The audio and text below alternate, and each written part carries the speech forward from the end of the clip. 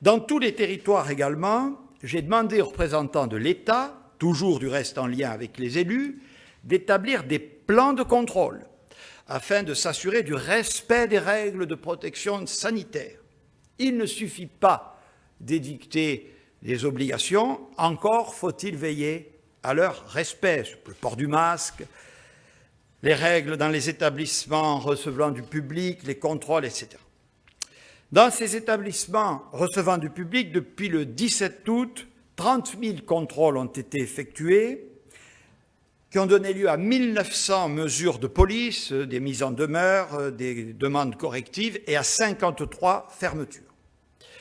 Et actuellement, nous sommes, s'agissant des infractions au port du masque, à environ un flux de 700 verbalisations par jour. Et là aussi, c'est aux autorités locales, en fonction de ce qui est constaté, de décider de l'intensification éventuelle de ces actions qui, je ne le cache pas, est parfois nécessaire.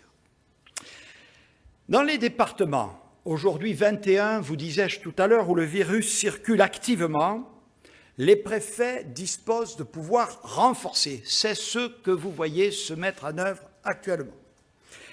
D'abord, ils sont invités, après concertation avec les maires, généraliser le port du masque dans l'espace public, au moins dans les grandes agglomérations et dans les grandes villes des départements concernés. Cela a été fait à Marseille. J'ai demandé au préfet de police d'engager une concertation avec la maire de Paris et avec les élus des départements de la Petite Couronne où il nous semble urgent d'agir en matière de port du masque. Dans ces départements où le virus circule activement, il ne sera plus possible de déroger à l'interdiction des rassemblements de plus de 5 000 personnes. Toujours dans ces départements, les préfets peuvent, lorsque les données épidémiologiques locales l'exigent, prendre des mesures complémentaires. Comme vous l'avez vu, cela a été fait dans les Bouches-du-Rhône avec la fermeture des bars et des restaurants après 23 heures. Voici donc l'essentiel du dispositif sanitaire sur lequel le ministre de la Santé reviendra d'une part et sur lequel nous répondrons à vos questions éventuelles d'autre part. Au-delà des aspects sanitaires, le gouvernement va continuer de traiter de manière déterminée, cette fois-ci, les conséquences sociales et économiques de la crise sanitaire. Vous le savez, les Françaises et les Français l'ont mesuré, la France a pris, dès le début de la crise, des mesures exceptionnelles dont beaucoup d'entre vous, entreprises, salariés particuliers, ont bénéficié. Chômage partiel, soutien à la trésorerie, prêts garantis par l'État. Des plans sectoriels ont été décidés par mon prédécesseur pour certains secteurs particulièrement impactés, l'automobile, l'aéronautique, le bâtiment, entre autres. Aujourd'hui, d'autres secteurs subissent encore l'impact des mesures de protection sanitaire avec une particulière acuité. Il s'agit notamment, essentiellement, de la culture, du sport, du tourisme, de l'événementiel. Pour que ces secteurs puissent continuer à vivre, c'est notre objectif, ce n'est pas de les fermer pour les protéger. Pour que vous puissiez continuer à bénéficier de leurs prestations indispensables à la vie collective et individuelle, nous allons prolonger et adapter pour eux les dispositifs de soutien, notamment en matière d'activité partielle. À cet effet, et pour appuyer le travail des ministres concernés et décider des mesures les plus adaptées, je recevrai à mon niveau, dans les jours à venir, les représentants de tous ces secteurs. Je verrai aujourd'hui et demain ceux du spectacle vivant et du cinéma. Les autres suivront.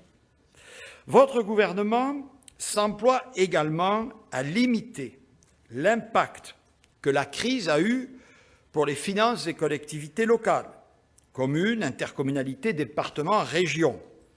En effet, leur rôle dans la gestion de la crise sanitaire, qui mérite d'être une nouvelle fois salué, ne justifie pas qu'on les laisse dans des situations financières où ils ne peuvent plus agir et investir, et c'est ce que, dans le cadre d'une étroite concertation avec eux, nous faisons. Au-delà des secteurs d'activité et des territoires, nous continuerons à avoir une attention forte pour celles et ceux de nos concitoyens qui sont les plus impactés par les conséquences économiques et sociales de la crise sanitaire. Je pense en premier lieu aux jeunes.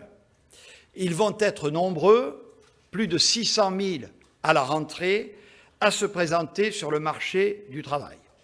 J'ai annoncé à Besançon en juillet dernier des dispositions d'une ampleur inédite pour faire face à cette situation.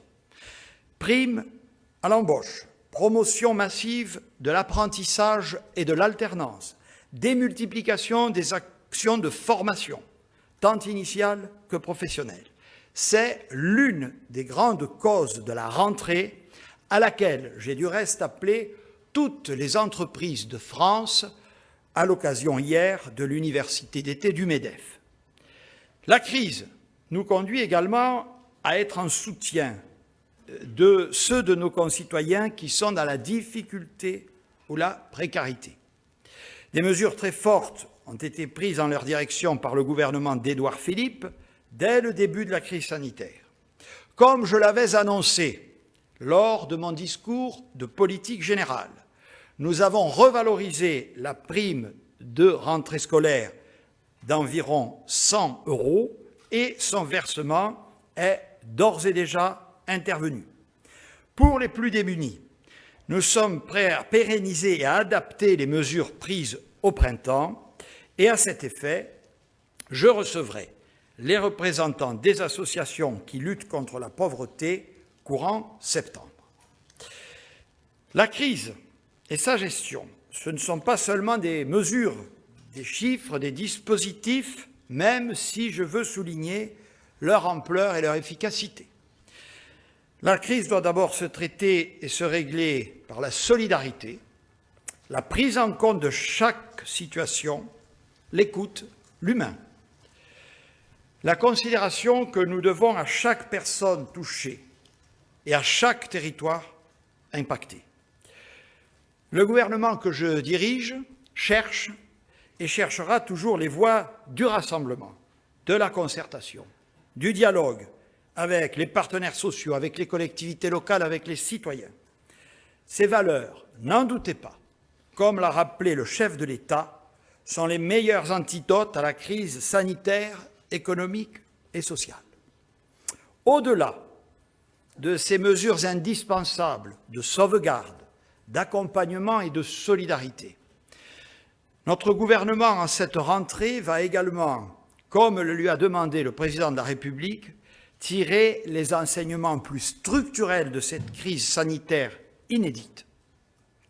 Nous avons commencé de le faire pour notre système de santé et de soins.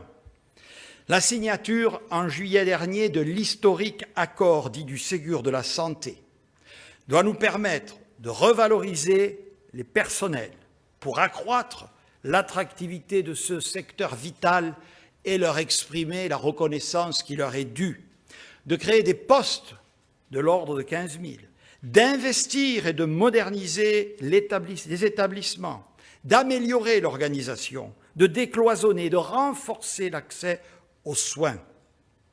Nous allons également, et cela a commencé, créer les conditions d'une relocalisation en France de la production de produits stratégiques pour la santé et les industries de santé, masques, médicaments, dispositifs médicaux, biotechnologies. Nous voulons également, et plus globalement, à partir des circonstances présentes, aider l'ensemble de notre économie à se transformer dans le sens d'une souveraineté accrue, d'une transition écologique ambitieuse, d'une modernisation de nos réseaux et de nos infrastructures. Nous allons massivement investir pour rapidement retrouver le chemin de la croissance, qui est, vous le savez, le meilleur levier pour lutter contre le chômage et rétablir nos finances publiques. Tel sera l'objet du plan de relance qui sera présenté en détail le 3 septembre prochain, et qui s'inscrira en parfaite cohérence avec la logique de réforme et de transformation engagée depuis 2017.